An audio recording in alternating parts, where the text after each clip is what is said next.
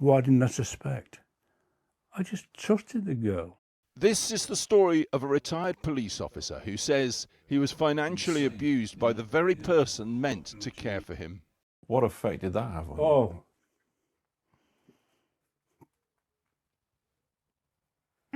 Excuse me. Take your time, Henry. Take your time. Take your time. And now serious questions for his former carer and the very police force he once served. Henry France-Sargeant became a police officer in the early 50s. Long since retired, the 84-year-old now lives alone in a small village in Worcestershire. He trusted his carer completely. So I was lost. I was on my own. My family's up in Lancashire, and she said, "You just sit back and leave everything to me." You depended on her? Yeah, well, in a way, she looked after me like you'd expect a family to look after you. And that she is Elizabeth Buck, suspected of financially abusing Henry for tens of thousands of pounds. And this is the woman who raised the alarm, Miss Buck's business partner in the care company. She phoned me and said that he'd had a fall and he was bleeding, so would I go round because she was stuck somewhere else. And when Alex Gibbons-Tom arrived, she found a bombshell in the house. A power of attorney application, apparently showing Miss Buck taking over Henry's finances. Looked at it and it was her name on it. So she then came running in and said, "How is he?" And I said, "Yeah, the ambulance is going to take him," sort of like thing. I said, "But can you explain this?" So she went, "Oh, it's not what you think, it's not what you think." Her suspicions soon escalated. Suddenly, Henry's bank card was being rejected at shops.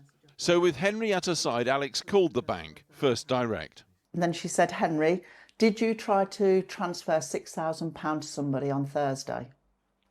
And of course he was like, "What?" I said, "Can you say who it is?" And she said, "Her name." What followed was the discovery of a catalogue of purchases Henry says were made without his knowledge.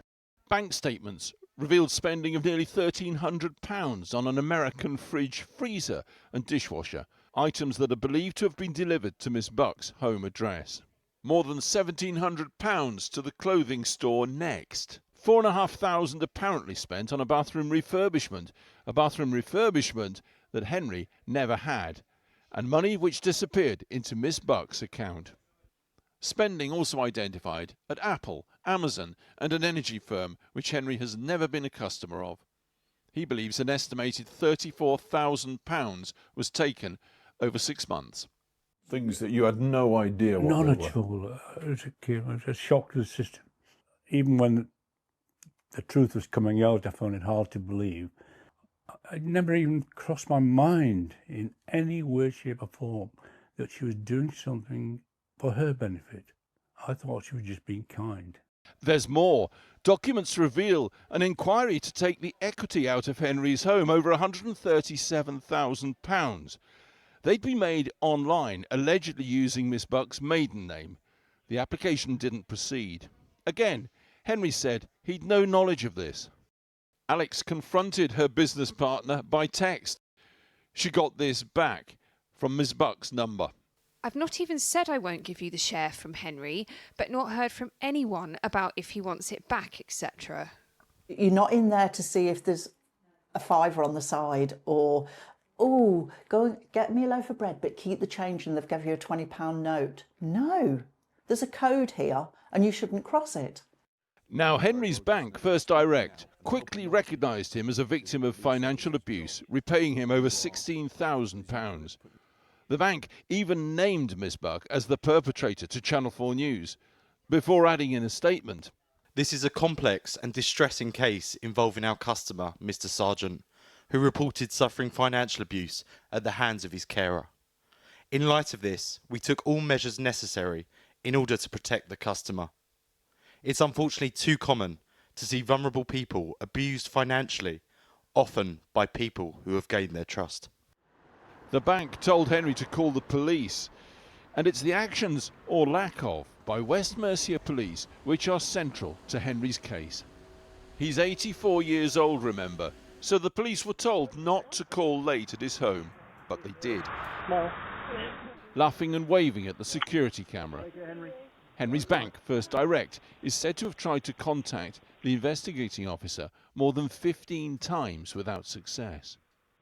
Frustrated, Alex, Henry's whistleblowing care worker, tried to get through to the investigating officer. Asked if this certain policeman was in, and she said no, not today and everything. I just burst out crying. I think I was at the end of my tether, to be quite honest with you. And she just turned around and she said, well, actually, I think it's the doctor you need more than the police. Nearly 6 months after the first complaint, police arrested Elizabeth Buck in March 2023, but no further action was taken. West Mercia police insist a full and comprehensive investigation took place and a suspect was identified and interviewed. The matter was presented to the CPS, but was later closed due to evidential difficulties. But in fact, the CPS blames West Mercia police. It wrote to Henry saying the police failed to provide evidence of suspicious credit card payments. The police did not provide any information which showed that payments were made by the suspect or that any of the accounts belonged to the suspect, and therefore we could not show that the suspect had taken this money. Moreover, the CPS confirms that the funds supposedly for the bathroom refit ended up with the suspect. £4,500 of this money was transferred to the suspect to pay for a bathroom refit, but the refit did not happen at that time. There's written proof that the bathroom work never happened, but West Mercia police failed to provide it. The CPS told Henry, they have not provided a statement from the building company confirming this in writing. To prove something in court, we have to have the evidence in a signed statement. The CPS told us they chased the police time and again for evidence that is out there, but never got what they needed to prosecute. As for Elizabeth Buck, she refused to answer any of the allegations raised in this investigation. In a statement to Channel 4 News, she said, The police concluded after a full investigation, no further action. I kindly request you make no further contact with my family or myself. Denied justice, it all leaves Alex, the whistleblower, and Henry feeling abandoned. Henry hasn't been out the house now for about, I'm going to say, 6-10 months. I want him to have peace for his last days because he hasn't got it. He has not got it. He certainly has not got it. Left hoping the authorities will review his case and believing speaking out is the right thing to do. I feel embarrassed with all the tears, but if it helps other people to get up and just say, look, this is being happening to me, I'll ring the police or something like that. Well, it's all worthwhile. Alex Thompson was reporting there, and if you've been affected by any of the issues raised in that report, help is available. Go to channel4.com/support.